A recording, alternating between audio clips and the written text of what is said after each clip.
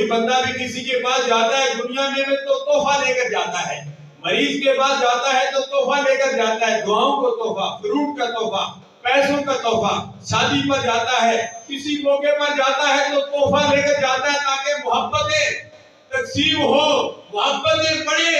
اللہ تبارک و تعالیٰ کے پیارے حبیب جب رب کے پاس گئے تحفہ لے کر گئے، اللہ نے فرمایا میرے پیارے حبیب میرے لیے کیا تحفہ لائے ہو؟ فرمایا وہ تحفہ لایا ہوں یا اللہ تیرے پاس نہیں ہے۔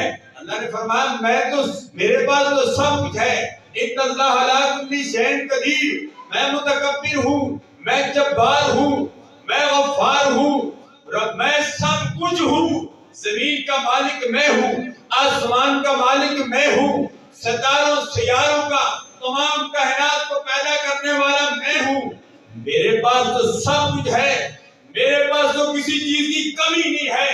اللہ کے پیارے حبیب نے فرمایا یا اللہ ایک چیز تیرے پاس نہیں ہے، یا اللہ وہ چیز لایا ہوں۔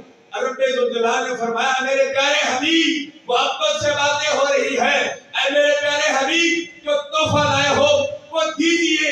اللہ کے پیارے حبیب نے فرمایا تحیات للہ والصلوات والطیبات، یا اللہ کسی کے سامنے سر نہیں جھکاتا، سجدہ نہیں کرتا، میں یہی سارے نیاز لایا۔ سبحان اللہ۔ رب ذوالجلال کو خوش ہو گیا، فرمایا ہاں اے میرے پیارے حبیب، اے میرے پیارے حبیب، اے میرے پیارے محبوب، میرے پاس سب کچھ ہے لیکن میرے پاس سجدہ نہیں ہے، میں سجدہ کسی کو نہیں کرتا، اور جو مجھے سجدہ کرتا ہے مجھے یہ سجدے کا تحفہ، سجدے کا جو تحفہ ہے مجھے بڑا پسند ہے۔ اے میرے پیارے حبیب جو بھی میرا امت، جو بھی میرا بندہ تیرا امتی سجدے کا تحفہ میری بارگاہ میں لائے گا، فرمایا میرے پیارے حبیب میں اس کو نہیں دیکھوں گا، اے میرے پیارے حبیب میں تجھے دیکھوں گا۔